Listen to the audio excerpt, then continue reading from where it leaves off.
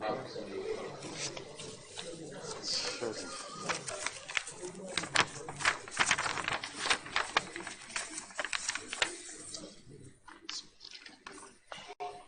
صاحب جو ہیں وہ کام زیادہ کرتے ہیں تو ان کے پاس بہت سارے کاغذ تھے، میرے پاس آدھا ہی پیج ہے. اچھا جی، ایک سیکنڈ اس کو کام کیا. بسم اللہ الرحمن الرحیم. جی السلام علیکم.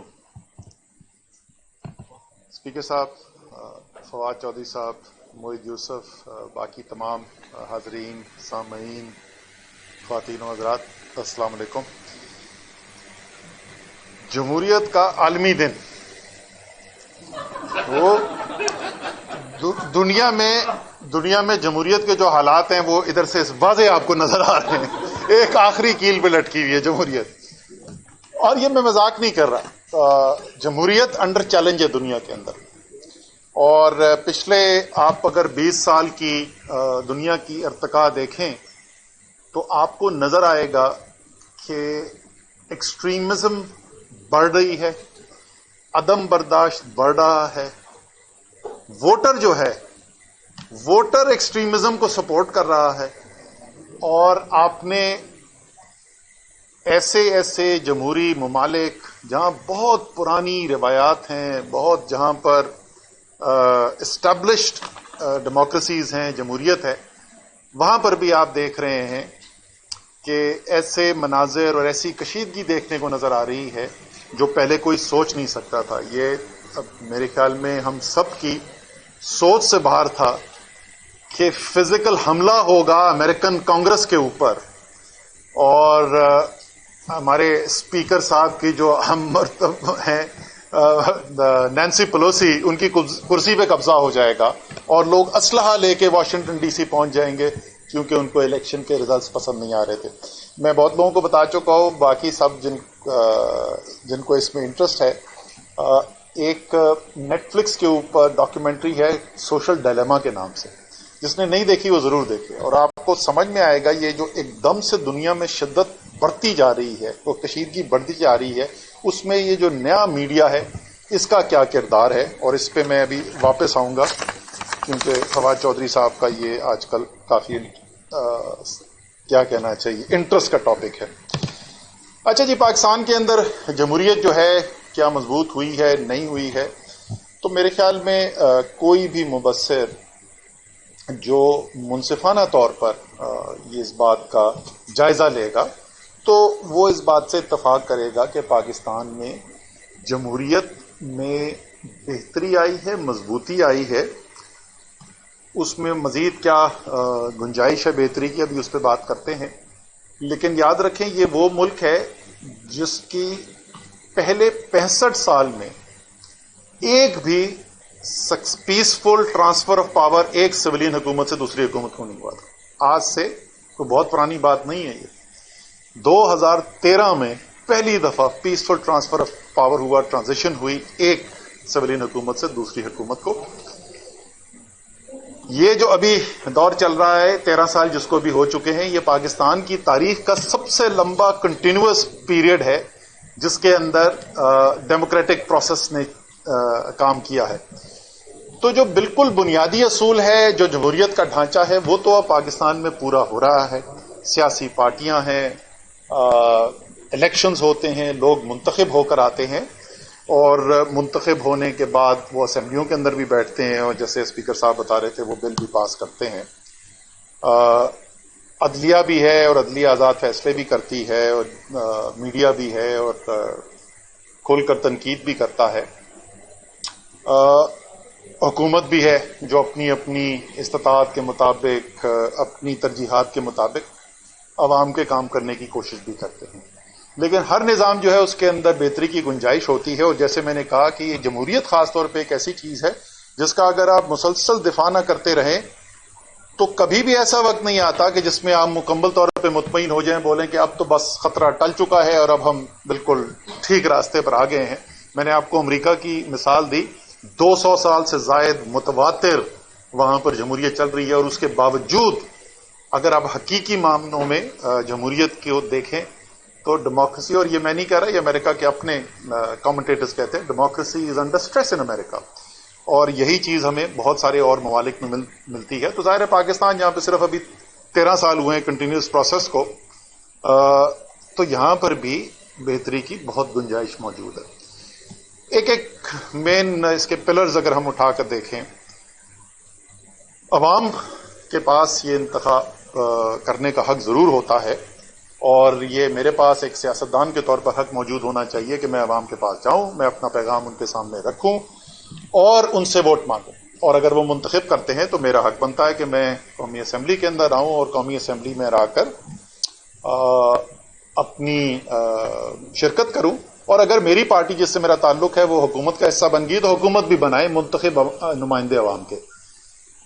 لیکن یہ منتخب نمائندے واقعی میں جمہوری اس وقت تصور کیے جائیں گے جب یہ عوام کو حقیقی طور پر جواب دہ ہوں، اور جو پچھلا دور گزرا تھا اس میں اکثر ہمیں سننے کو یہ بات ملتی تھی کہ یہ فیصلہ عوام کریں گے. نہیں جناب، جمہوری نظام کے اندر یہ فیصلہ عوام کرتے ہیں کہ الیکٹ ہونا ہے یا نہیں ہونا، لیکن اگر آپ قانون توڑتے ہیں، اگر آپ قانون شکنی کرتے ہیں تو اس کا جواب آپ کو عدالت کے اندر دینا پڑتا ہے. یہ ہے جمہوری نظام، یہ کوئی میں ڈکٹیٹرشپ کی بات نہیں کر رہا.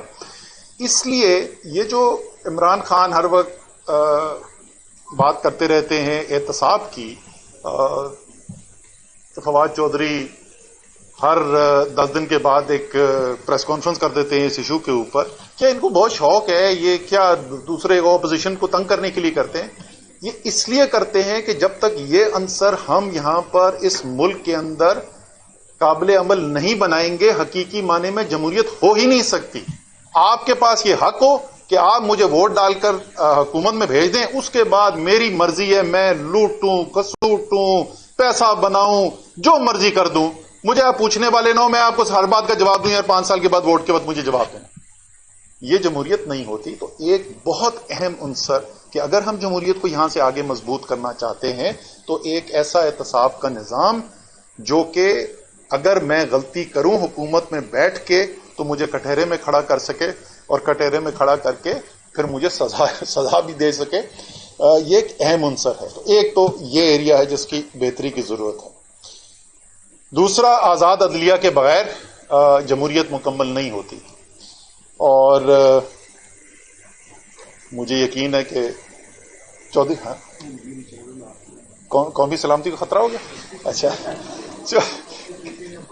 چودھری صاحب جو ہیں وہ آئی ایم شیور اس آج کے سیشن کے بعد مجھے اس کے اوپر کچھ بولیں گے کہ میں تو سمجھتا تھا تم عقل مند انسان ہو.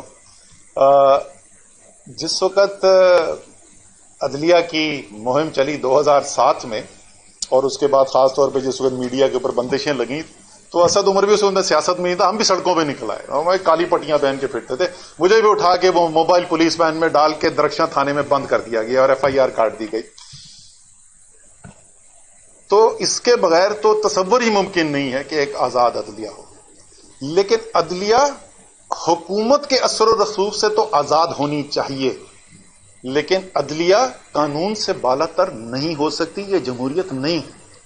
ہم یہ نظام نہیں کر سکتے کہ مجھ سے یہ سوال پوچھا جائے اعلیٰ عدلیہ کا جج ہوتے ہوئے کہ آپ یہ بتائیے کہ یہ اثاثے آپ کے کہاں سے آئے ہیں، اور میں جواب یہ دوں کہ یہ تو عدلیہ کی آزادی کے اوپر حملہ ہے.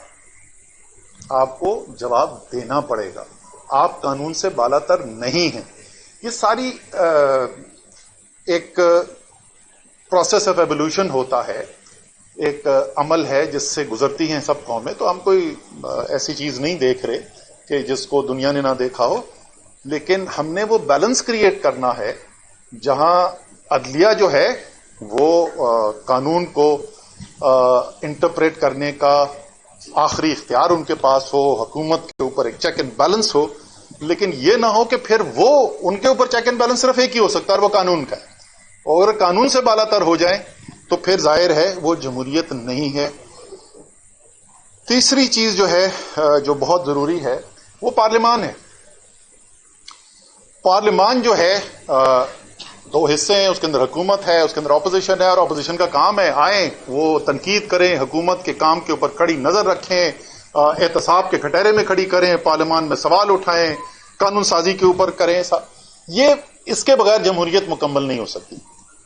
لیکن میں پارلیمان کو استعمال کروں صرف اپنے ذاتی مفاد آگے لے جانے کے لیے، تو یہ جمہوریت نہیں ہے. عوام نے ووٹ آپ کو اس لیے نہیں دیے کہ آپ یہ کہیں کہ پاکستان کی بہتری کے لیے جتنے بھی قانون سازی کرنی ہے میں اس سب کے اوپر آپ کے ساتھ بات کرنے کے تیار ہوں، لیکن پہلے آپ مجھے یہ بتائیں کہ میری جو چوری آپ نے پکڑ لی ہے آپ اس کو صرف نظر کریں گے یا نہیں کریں گے. آپ NRO دیں گے تو اس کے بعد باقی لیجسلیشن ہوگی، ورنہ نہیں کریں گے. یہ عوام، میڈیا، ہم سب کا ہماری ذمہ داری ہے، کیونکہ ظاہر ہے ہم شہری، اولین تو ہم شہری ہیں نا، اس کے بعد سیاستدان ہیں. کہ ہم سب کی ذمہ داری ہے کہ پارلیمان کا جو ٹائم ہے اور پارلیمان کی جو ترجیحات ہیں وہ عوام پاکستان کی ہوں، وہ ذاتی مفاد نہ ہمیں وہاں پر نظر آت. اور یہ بھی ایک ترجیحات، ایک ایوولوشنری عمل ہے. اسپیکر صاحب، آج آپ نہیں تھے، میری سینٹ چیئرمین کے ساتھ میٹنگ ہوئی تھی، تو وہ جو بات ہوئی تھی نا اسٹینڈنگ کمیٹیز کی، میرے خیال میں اسٹینڈنگ کمیٹیز جو ہیں وہ روح ہیں. اگر آپ واقعی میں پارلیمانی نظام ٹھیک طریقے سے چلانا چاہتے ہیں تو اس کے اندر ہمیں انویسٹمنٹ کی ضرورت ہے. باقی تو اسپیکر صاحب اور خود کریں گے. میرے خیال میں وہاں پہ ریسرچ اسسٹنٹس بھی ہونے چاہیے پراپر، وہاں پہ ایک کیپیسٹی ہونی چاہیے کہ وہ حکومت کے اوپر جینوئن ایک چیک اینڈ بیلنس رکھنے کی، ایک آلٹرنیٹ پالیسی ریویو کرنے کی صلاحیت رکھتی ہوں. تو اس نظام کو مضبوط کرنے کی بہت ضروری ہے. جو فزیکل انفراسٹرکچر کا جو آپ نے اس دن مجھ سے بات کی تھی وہ میں نے کام کروا لیا ہے اور وہ آپ کو ہم پریزنٹ بھی کر دیں گے انشاءاللہ تعالیٰ. پراپر ان کے پاس ریسورسز ہونے چاہیے جس سے وہ کام کر سکیں. تو یہ ایک اسپیسیفک چیز ہے جو میں رکھنا چاہتا تھا. صحافت کے بغیر جمہوریت نہیں ہو سکتی. جب تک صحافت اور صحافی آزاد نہیں ہے آپ ایک جمہوری معاشرہ اور جمہوری نظام نہیں بنا سکتے اور نہیں چلا سکتے. فواد چودھری صاحب ہمارے بہت دوست ہیں، لیکن فواد چودھری صاحب یا کسی اور انفارمیشن منسٹر کے پاس ایسا اختیار نہیں ہونا چاہیے کہ وہ کسی صحافی کو سچ بولنے سے روک سکے. اگر ان کے پاس یہ اختیار ہوگا تو جمہوریت کمزور ہوگی. لیکن اس ملک کے اندر جمہوریت جمہور کا نام ہے. وہ 22 کروڑ پاکستانی جو اس ملک کے شہری ہیں ان کا جھوٹی خبر سے دفاع کرنا بھی جمہوریت کا حصہ ہے. اور اگر اپنے فواد چودھری صاحب یہ کام نہیں کر رہے تو اس میں بھی پھر یہ اپنا کام پورا نہیں کر رہے. ان کا کام یہ بالکل ہے کہ آزادی صحافت کے علمبردار کابینہ میں ان کو ہونا چاہیے. لیکن ان کا کام یہ بھی ہے کہ اگر کسی پاکستانی کی حکومت ہو یا نہ ہو اس کی عزت محفوظ نہیں ہے یا معاشرے کے اندر خرابی پھیل رہی ہے جھوٹی خبر سے، تو اس کا بھی کوئی نہ کوئی نظام ضرور ہونا چاہیے. اور ظاہر ہے وہ نظام ایسا ہونا چاہیے جو اسد عمر اور فواد چودھری کی خواہشات پر نہ مبنی ہو. وہاں پر فیصلے اس لیے نہ کیے جائیں کہ ہمیں جو فیصلہ پسند ہے وہ فیصلہ ہو. بالکل ایسا نظام ہونا چاہیے جو واقعی میں یہ پرکھ سکے اور اس کے اندر ایک انڈیپینڈنس نظر آئے ہمیں کہ وہ نظام جو ہے وہ فیصلے کر سکے حق اور سچ کی بنیاد پہ. آج جھوٹی خبر پھیل رہی ہے، روزانہ کی بنیاد پر پھیل رہی ہے اور کوئی اس حقیقت سے آنکھیں چرا نہیں سکتا ہے. میں یہ بھی اس کے اندر وہ بات سنتا ہوں سیلف ریگولیشن کی. میں اگر تجویز آپ کے سامنے رکھ دوں اسپیکر صاحب، میں پارلیمان میں بل لے کے آ جاؤں کہ آج سے سارے ریگولیٹر ختم. بجلی کے ادارے جو ہیں نیپرا ان کا ریگولیٹر نہیں ہوگا، بجلی کے ادارے خود ہی فیصلے کریں گے اپنے بارے میں. آج سے تمام آئل اینڈ گیس کے جو ادارے ہیں وہ اپنی ریگولیشن خود کریں گے. اوگرا فارغ. آپ کے خیال میں شام کو میڈیا کے اندر کیا تذکرہ ہو رہا ہوگا؟ کیا میڈیا یہ کہے گا کہ یہ بڑا اچھا نظام ہے؟ تو اگر وہ چیز کسی اور کے لیے اچھی نہیں ہے تو میڈیا کے خود کے لیے کیسے اچھی ہو سکتی ہے؟ تو یہ سیلف ریگولیشن سے آگے بڑھے. آپ کی ایک بات سے میں 100% اتفاق کرتا ہوں کہ حکومت کو، اور ظاہر ہے اس کو حکومت کے اس کام کو لیڈ کر رہے ہیں فواد چودھری، بالکل کھلے دل کے ساتھ بیٹھنا چاہیے. میڈیا کے تمام صرف مالکان نہیں، مالکان کے ساتھ بھی بیٹھیں، تمام جو حصے دار ہیں میڈیا کے ان کے ساتھ بیٹھا جائے، ان کی بات کھلے دل سے سنی جائے اور ایک ایسا نظام لانے کی کوشش کی جا سکے جس میں جو اچھی صحافت کرنا چاہتا ہے، ابھی تو یہ صورتحال ہے کہ جو اچھی رپورٹنگ کرتا ہے اس बेचारे को तो पल्ले कुछ नहीं आता, और जो यूट्यूब पे बैठ के झूठ बोलने को तैयार हो उसके तो व्यूअरशिप कहां से कहां पहुंच जाती है। तो अच्छा सहाबी तो एक अच्छे कानून की जरूर सपोर्ट करेगा, मुझे इस बारे में यकीन है।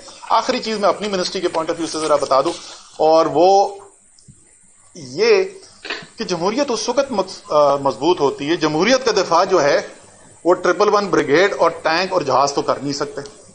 जमहूरियत उस वक्त मजबूत होती है जब अवाम अपने आप को उस निजाम का हिस्सेदार समझें और अवाम को यह महसूस हो कि हां, अगर ये निजाम नहीं होगा तो मेरी जिंदगी जो है वो उसमें अबतरी आएगी, बेहतरी नहीं आएगी। और सबसे जरूरी ये कि तमाम पाकिस्तान के अवाम ये समझे, या किसी भी मुल्क के तमाम अवाम ये समझे, मखसूस तबका नहीं, मखसूस इलाके के रहने वाले लोग नहीं। और इसीलिए से मैंने कहा कि ये सिर्फ इसके बहुत सारे पहलू हैं, लेकिन अपनी मिनिस्ट्री से मैं अगर बात करूं, हमने क्या देखा पाकिस्तान की तारीख के अंदर कि जब जमहूरियत नहीं होती तो हमने किस तरीके से मसाइल हल करने की कोशिश की है। जिसने आवाज बुलंद की उसके ऊपर हमने जबरदस्ती किया, उसके ऊपर जोर किया, मामलात और से और बिगड़ते चले गए, फिर हमने फौजकुशी की और हमने मामलात ऐसे हल करने की कोशिश की। इससे बहुत बेहतर रास्ता यह है कि अगर तमाम मुल्क के लोगों को यह लगे कि उनको जायज हिस्सा मिल रहा है तरक्की के समरात में, वसाइल के अंदर उनको जायज हिस्सा मिल रहा है, तो वो खुद उठ के दिफा करेंगे, किसी और को टैंक और बंदूक की जरूरत पड़ेगी नहीं। इसीलिए वजीर आजम इमरान खान ने जो एक बुनियादी उनकी 2-3 अगर मैं कहूं जो बुनियादी उनके पैगामात हैं, उसमें से एक यही है, हमारे पिछली दफा के मंशूर का ये टाइटल भी था, 2 नहीं एक पाकिस्तान, और उनकी हिदायत थी कि जो सबसे कमजोर तबका है और जो सबसे पसमानदा इलाके हैं उनके अंदर जो है वो आप तरजीहाती बुनियाद के ऊपर वसाइल वहां पे दिए जाएं। तो जो सबसे कमजोर तबका है, एहसास का पूरा प्रोग्राम और उसके बहुत मुख्तलिफ जहतें हैं, वो आप जानते हैं। हमने बलोचिस्तान के सबसे पसमानदा इलाके, अंदरून सिंध के सबसे पसमानदा इलाके, गिलगित बल्तिस्तान, यहां पे 3 तो एक ही साल के अंदर 3 पैकेज। उसके अलावा कराची पसमानदा तो नहीं है, लेकिन कराची में एक बहुत ज्यादा शदीद एक एहसास है कि उनको इंसाफ नहीं मिला और पाकिस्तान को जितने वो वसाइल देते हैं बाकी पाकिस्तान के इस्तेमाल के लिए, उस लिहाज से उनको वापस नहीं मिला। तो एक कराची के लिए 4 पैकेज हमने, स्पीकर साहब 2 खरब रुपए के ये पैकेज हैं। हमें बलोचिस्तान में आपको बताऊं, बलोचिस्तान के मुझे सीनियर पॉलिटिशियंस ने कहा है आकर, ऑपोजिशन के, वो जाहिर है वो टीवी पे नहीं कहेंगे, उन्होंने ऑपोजिशन वाले ने उन्होंने कहा जो आपने तरक्याती प्रोग्राम दिया बलोचिस्तान के लिए हमारी सोच से ज्यादा है। और ये वो इमरान खान का विजन है कि हर पाकिस्तानी को जब आप हिस्सेदार बना लेंगे, सबको जब मिलेगा इंसाफ मिल रहा है, उसी से पाकिस्तान मजबूत होगा, उसी से जमहूरियत मजबूत होगी। बहुत बहुत शुक्रिया।